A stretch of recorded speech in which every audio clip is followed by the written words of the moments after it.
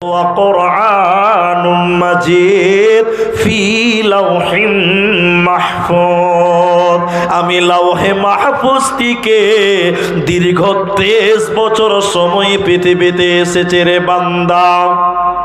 কোরআনকে তৃতীয় প্রশ্ন করেন, কোরআন তুমি লৌহে মাহফুজ থেকে এসেছ, মক্কা মদিনায় এসেছ সেটা জানলাম, তো তুমি কখন এসেছো তুমি বলো, কোন দিনে কোন মাসে তুমি এসেছিলে তুমি বলো। কোরআন বলছেন শাহরু রমাদান আল্লাযী উনজিলা ফীহিল কোরআন, আমি রমজান মাসে পৃথিবীতে এসেছে রে বান্দা। কোরআন পৃথিবীতে রমজান মাসে এসেছে, মক্কা মদিনাতে এসেছে আপনার কি না?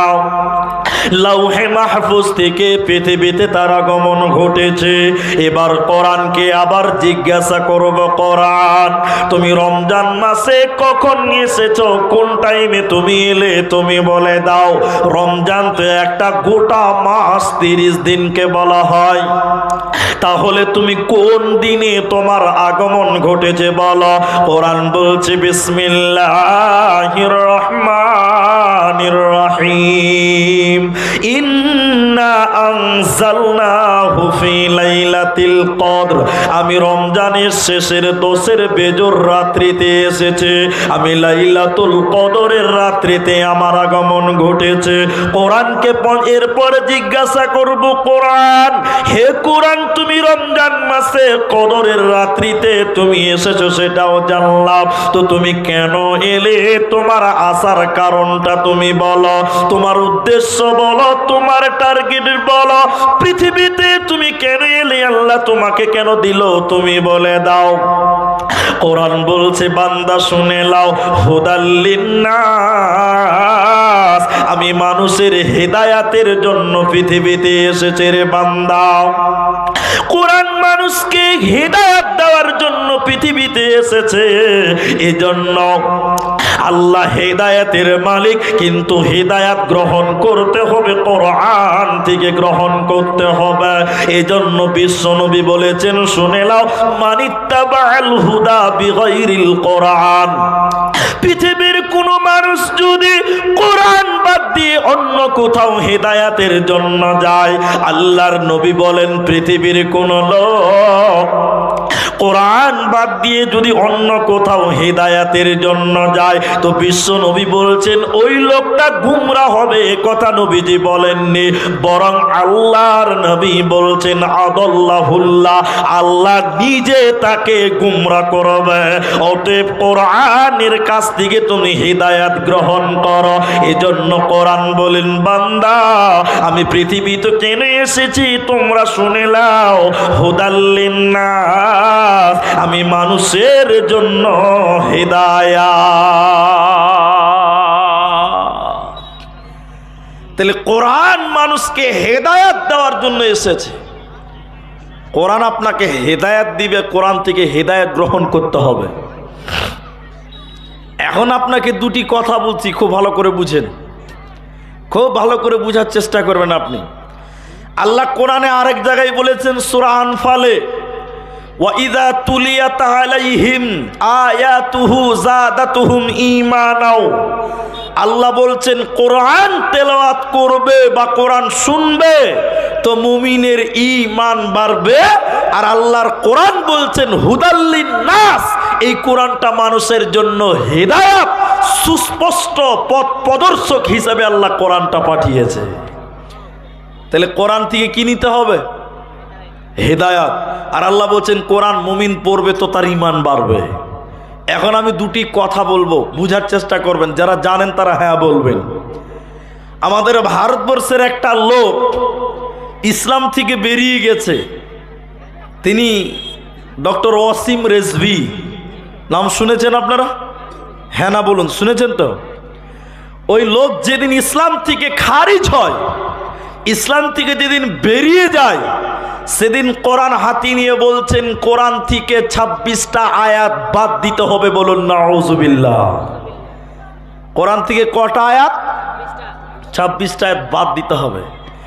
ও ইসলাম থেকে বেরিয়ে গেছে, এখন আপনাদেরকে আমি যেটা জিজ্ঞাসা করতে চাইছি একটু জবান খুলে বলুন, তাহলে ইসলাম থেকে বেরিয়ে গেল ওয়াসিম রিজভী, আচ্ছা ও কোরআন পড়েছে কি পড়ে নাই? পড়েনি। অনেকেই বলছেন পড়েছে, আবার অনেকেই বলছেন পড়ে নাই।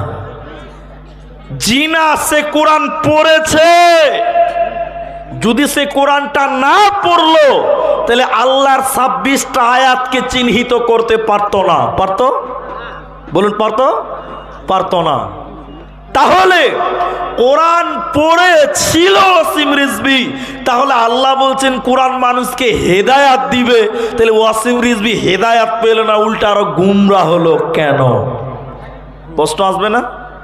আল্লাহ বলছেন কোরআন মানুষের ঈমান বাড়ায়, তেলাওয়াত করলে ঈমান বাড়বে, তাহলে ওর ঈমান বাড়লো না কেন?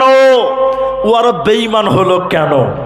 ফর এক্সাম্পল দিচ্ছি, আপনি বুঝার চেষ্টা করুন, একটু বুঝার চেষ্টা করবেন আপনারা। টোটো চলে না? টোটো টোটো কিসে চলে? ব্যাটারিতে চলে। বস আপনারা একটু কথা বলবেন, টোটো কিসে চলে? ব্যাটারিতে। হরিরামপুর স্ট্যান্ডে একটা দোকানি ব্যাটারি চার্জ করে, ওর কাজ হলো কি ব্যাটারি চার্জ করা, 20 টাকা 30 টাকা করে নেয়। তো একদিনও দোকানের বারান্দাতে 15-20টা ব্যাটারি চার্জ করছে।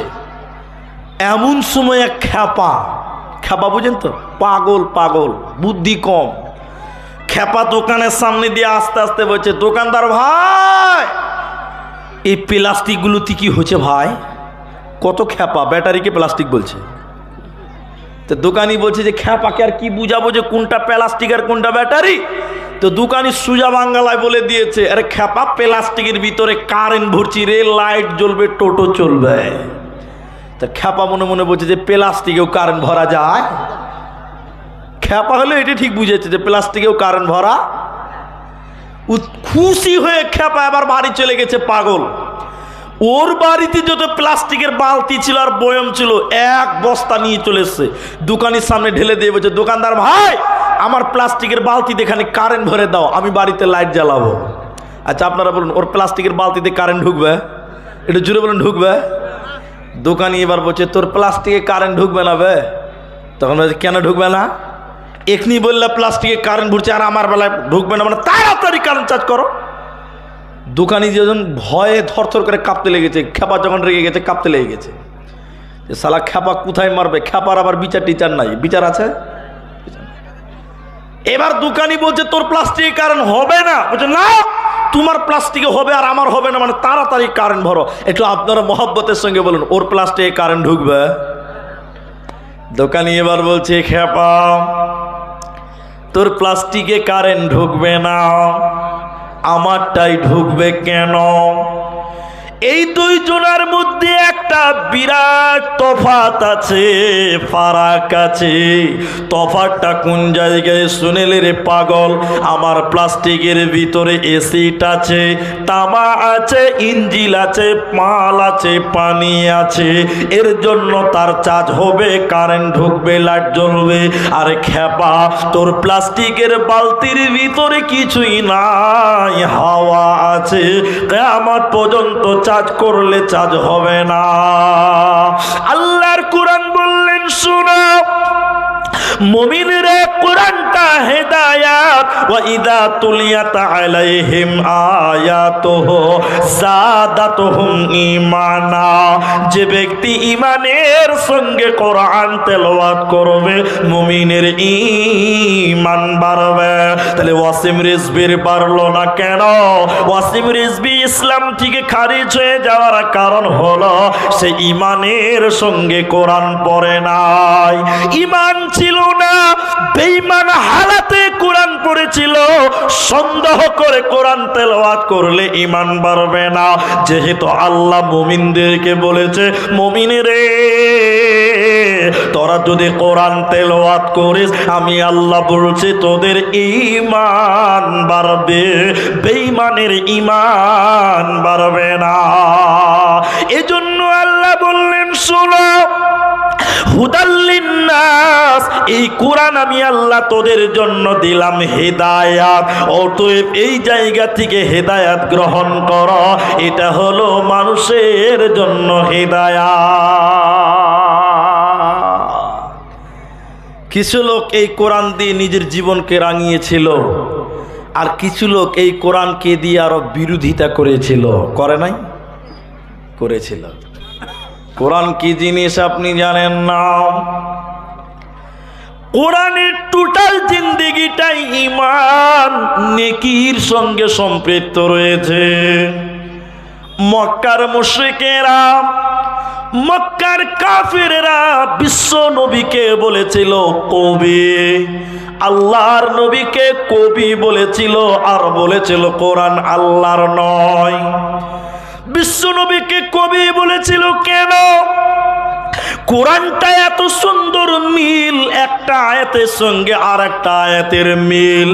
আপনারা কবি রবীন্দ্রনাথের নাম শুনেছেন, কবি নজরুলের নাম শুনেছেন, ধীরেন্দ্রনাথের নাম শুনেছেন।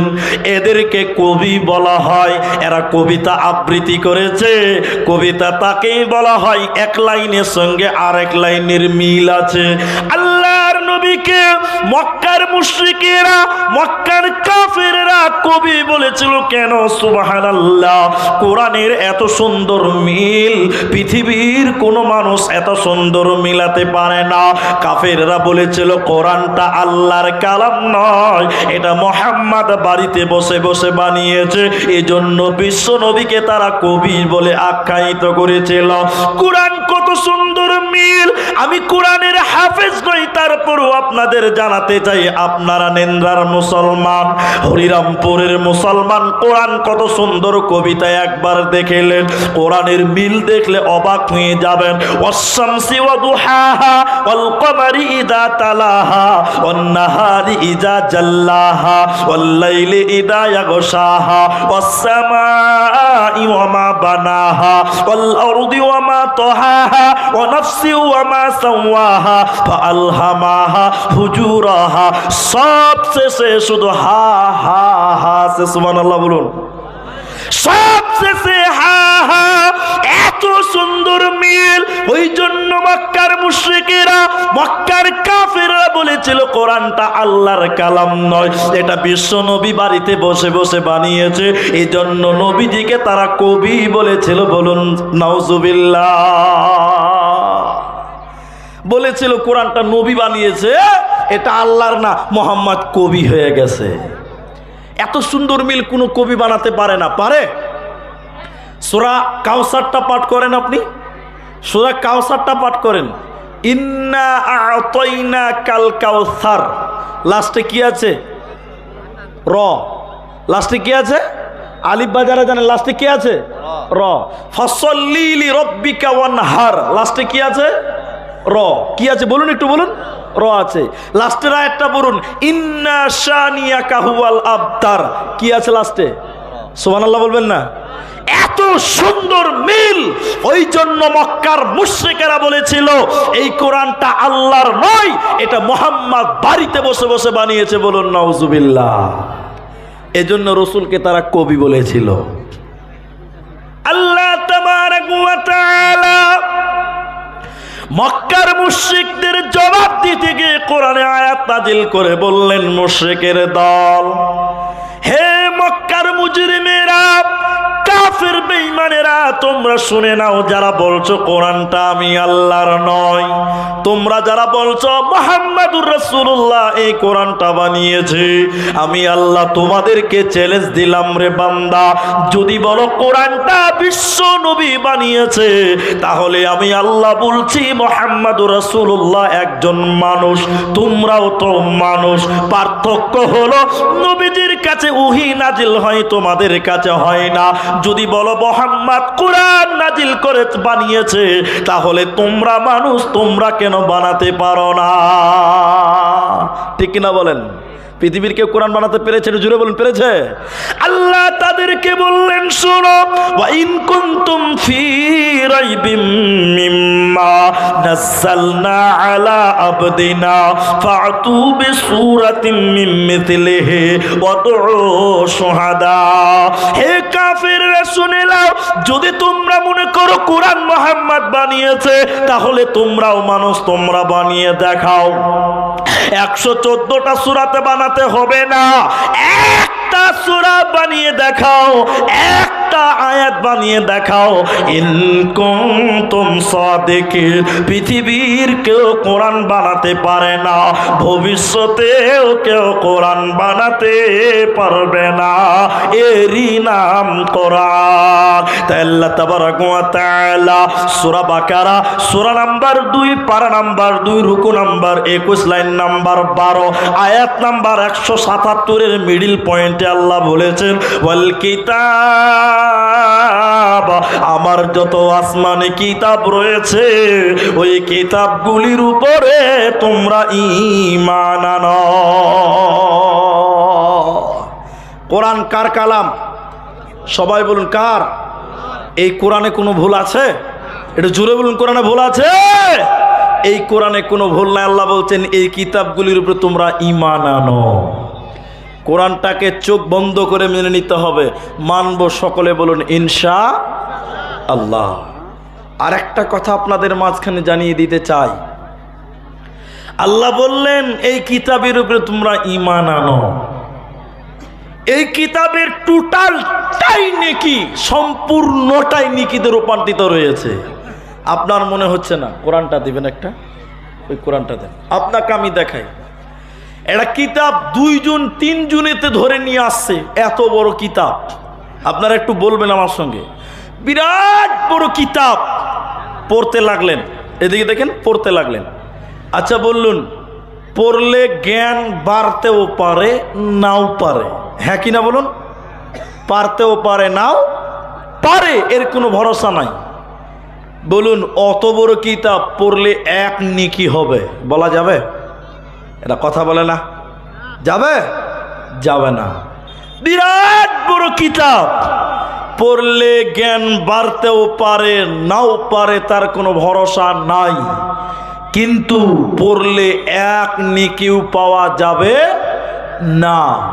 কিন্তু কোরআন এমনই একটা কিতাব, এই কিতাব পড়লে নেকি আছে না নাই? সবাই বলুন সুবহানাল্লাহ, বলবেন না? পৃথিবীতে এমন কোন কিতাব নাই যেই কিতাবের প্রতিটা অক্ষরে অক্ষরে 10টা নেকি পাবেন। শুধুমাত্র এই কোরআন এমনই একটা ব্যতিক্রম কালাম, যেই কিতাবের প্রতিটা অক্ষরে অক্ষরে 30 নেকি দিবে। বলুন সুবহানাল্লাহ। 10 নেকি হবে, বলুন সুবহানাল্লাহ। 10 করে দিবেন। আল্লাহ রসুল বলেছেন, আলিফ লাম মিম 3টা হরফ 30টা নেকি পাওয়া যাবে। ক নেকি? বলুন, পৃথিবীতে এমন কোন কিতাব আছে যে পড়লে নেকি পাওয়া যাবে? যাবে না। শুধু তাই নয়, এই কিতাবটা টোটালটাই নেকিতে জড়িত। নবীজি বলেছেন, কিয়ামতের দিন আল্লাহ তাবারাক ওয়া তাআলা 2 জনের সুপারিশ আল্লাহ গ্রহণ করবে। কিয়ামতের দিন 2 জনের সুপারিশ আল্লাহ মঞ্জুর করবেন। তার প্রথম মঞ্জুর করবেন কোরআন। কোরআন কিয়ামতের দিন সুপারিশ করবে। কোরআন আল্লাহকে কিয়ামতের দিন বলবে, আল্লাহ তোমার এই বান্দাটা পৃথিবীতে কোরআন তেলাওয়াত করেছিল, আল্লাহ তোমার এই বান্দা পৃথিবীর জমিনে কোরআন তেলাওয়াত করেছিল, আল্লাহ তুমি আমার সাক্ষী গ্রহণ করো। আল্লাহ তাবারাক ওয়া তাআলা কোরআনের সাক্ষী গ্রহণ করে যে ব্যক্তি কোরআন তেলাওয়াত করেছিল, আল্লাহ তাবারাক ওয়া তাআলা বলছেন তাকে কিয়ামতের দিন জান্নাত দিবে। বলুন সুবহানাল্লাহ। কোরআন এমনই একটা কিতাব, এই কিতাব আপনার জন্য কিয়ামতের দিন সুপারিশ করবে। একবার আপনারা বলুন তো, যে ব্যক্তির জন্য কোরআন সাক্ষী দিবে তার কোনো ভয় আছে? জোরে বলুন, ভয় আছে? কোনো ভয় নাই। আল্লাহ রসুল বলছেন তোমার জন্য কিয়ামতের দিন কোরআন সুপারিশ করবে। জানি না আমরা, শুধু তাই নয়, এই জন্য আল্লাহ তাবারাক ওয়া তাআলা বলছেন, বান্দা এই কোরআনের উপরে তোমরা ঈমান আনো, এই কিতাবে কোনো ভেজাল নাই, এই কিতাবে কোনো সন্দেহ নাই। এখানে আরেকটা তথ্য দিয়েছি যে মাদ্রাসা, এই যে মাদ্রাসা, আপনাদেরকে এই তথ্যটা মনে রাখার জন্য চেষ্টা করতে বলছি। মনে রাখবেন, কেউ ভুলবেন না।